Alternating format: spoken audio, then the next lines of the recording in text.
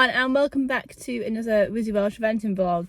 I thought I'd do part 2 of Level Up Your Canter today, so just a short little vlog just to show you what exercises I've been doing to try and get Seren's canter much better. As you know, it's our weakest phase in dressage, and yeah, it's our weakest gait, and it's been a work in progress. Exercises that I do, and this is part 2. If you haven't watched part 1, watch it here, and yeah, enjoy the video. So I thought I'd include a little bit of my pre-ride routine. So here I am, just giving Seren a good old brushing, mane and tail. I'm using the Moonshak mane and tail tonic, and oh my god, it smells amazing. She literally smells like she's off for a night out with perfume on.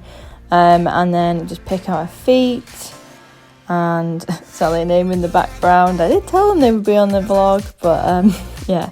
And then brushing up afterwards. What I'm trying to do now is train Seren's mane over to this side, and one of the girls taught me this, who came and did Seren's mane very kindly because it is a mess. So yeah, I'm trying to train her mane over to this side, and what I'm doing is I am sectioning it out as if I was doing some plaits, and then I am pulling the mane over so it stays on the right side. So I just want to show you this. This is the Equilibrium massage bit, and I've been using this on Seren a few times before I ride her, and honestly the difference in it is so much better. I just focus on certain areas that I think she's a bit weaker in. So for example, her right shoulder, she can sometimes get quite stiff in there, she can get quite tense. The physio always seems to pick up on her right side, and she always refuses to the left side, so I think it all correlates basically. I'll get my words out. And then I also focus on just behind her saddle region. It just relaxes everything, just warms the muscles up and just loosens them out a little bit. So when I first get on her, I really notice a difference. Like, she's so much more supple straight away, whereas sometimes she can take quite a lot to work in. So just going to show you how I use it. So literally just plug it in, make sure your battery's charged. Mine probably might not be, but anyway, tuck it in there like that, velcro it up, slide your hand in, turn it on, and it has 3 settings. So it has low, medium and high, and what I do is I gradually get to the high points where I think are really going to help her, but you want to start easy first just to warm the muscles up, not too much intensity to start with. So I'm just starting on the top of her withers to the right side. This is her main area that seems to get quite tight, and you'll notice in quite a few of my videos she kind of throws her head up and down, and that's her way, I think, of just stretching out these wither muscles here as she gets quite tight and tense, don't you? You're chilled now though. So yeah, just gradually moving forward, backward, keep it still, warm the muscles up nicely, and I only do this for about 15 minutes just before I get on her really. But it has a special timer on it, so it actually won't let you go to medium or up the levels until it's been on for a certain amount of time, which is great. So that means that you can't over intensify the muscles straight away, they have to warm up first. Hello Kenko. And Seren is very chilled there. She is just loving that. So there we go, there's a release. Oh, she must have needed that. So we're just on our way down to the bottom yard, but that great big black cloud over there is there, so I'm sure we're going to get soaking. Okay, so this is the exercise I've set up. I call it the CANTER clock, and I do this at camp, and I've tried to do it a few times with Seren, but we finally seem to have got it. So it's really good for adjustability between the fences, the poles, and it just kind of gets you in a rhythm, keeping a rhythm the whole way round.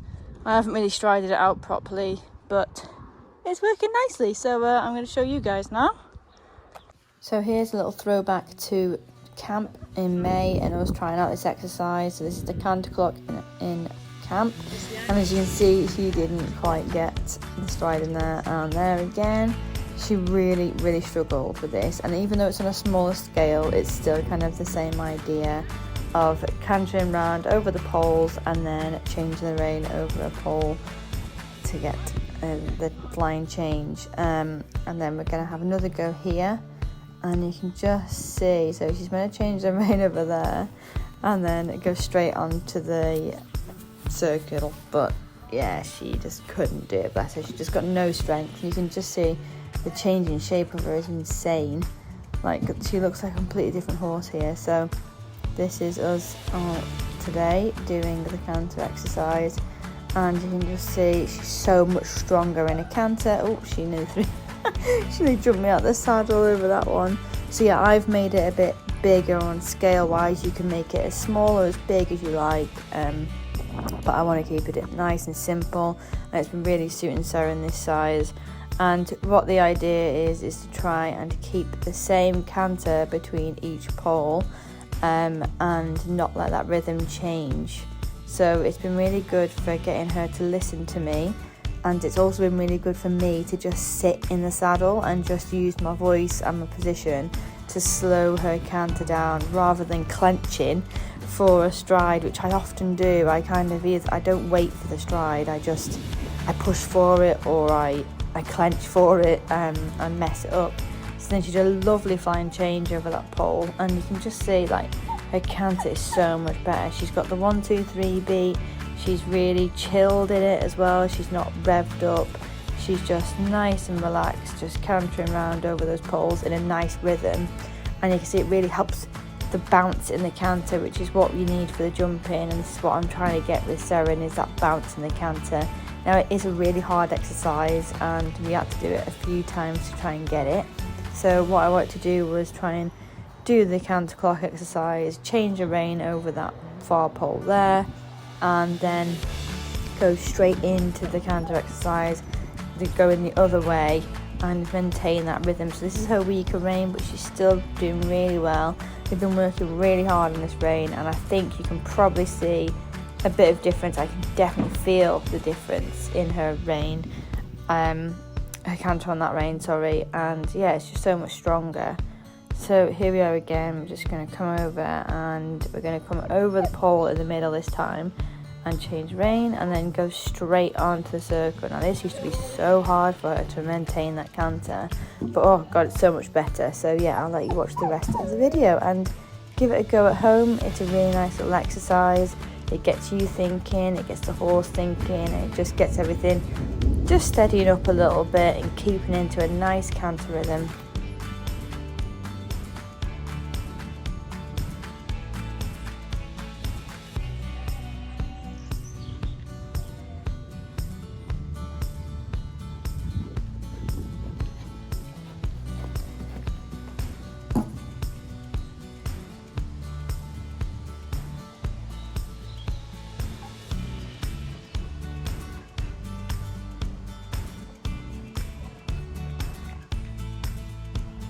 So as well as using the 4 poles to go over, you can kind of use them as like a guide to do some transitions. So I call these like traffic light transitions. So at each pole I'll do a different transition, and as everyone knows, transitions really get the horse snappy off your leg and get that impulsion behind the gate. So yeah, I'm going to do walk to canter in a minute, and you can see that she's a little bit asleep. She's not quite as off the leg as I'd like her. And then yeah, just walk to canter, but she does a little stride of trot, and then back to trot. But I don't want her just to fall on me. I want her to just go forward into the trot, and a nice halt there, quite a square halt actually. That is very good for Seren, if only she could do that down the centre line. So yeah, just have a little play about, use the poles to your advantage, and just use them as kind of guide markers for different transitions, and just have a bit of fun with it, because transitions are definitely the key to getting your horse off the leg, and it has worked a miracle for getting Seren to stop napping.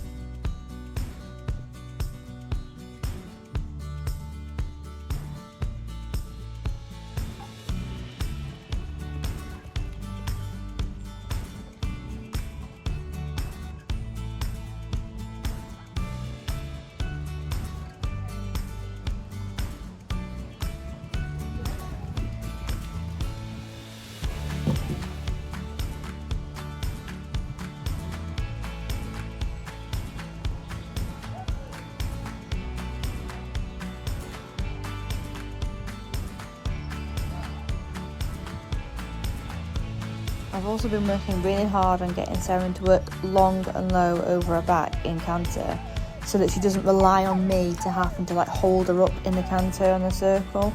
She's actually just cantering off like my seat, and it's working really well actually, so I'm pleased with it. I think that's going to do because there is a massive thunderstorm coming, so we're going to go. Good girl. I know. So we are currently taking refuge in someone's stable. There's been lightning and thunder, so and now it's absolutely hammering it down. She's a good girl.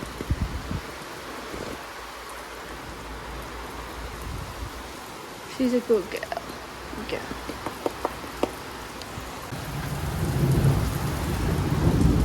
Good girl.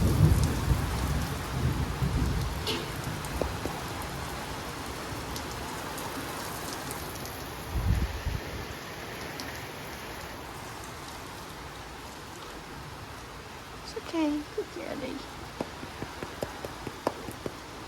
Okay, gang.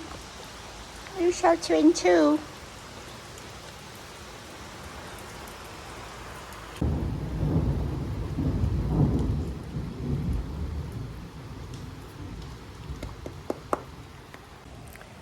So this wasn't the weather I was expecting for our canter vlog. Oh well, we're just sheltering. She's quite happy, just chilling. And so is he. Is he buddy? Is he very good boy? So you can probably still hear the thunder in the background, but that is us all done. I literally had to leg it back, otherwise I didn't think we were going to get back for ages, and I'm already going out tonight to help with riding club. So yeah, we literally just hammered it around the fields with the Django in tow, and we're back now. So whew, still thunder and lightning, isn't it? So yes, that is this vlog done. Sorry it's a bit higgledy-piggledy all over the place, but don't forget to like, share, follow and subscribe if you enjoyed. Sarah's going to have 2 days off now just to chill, and then we are going to Berrywood Hunter Trial on Sunday, so stay tuned for that. Thanks for watching.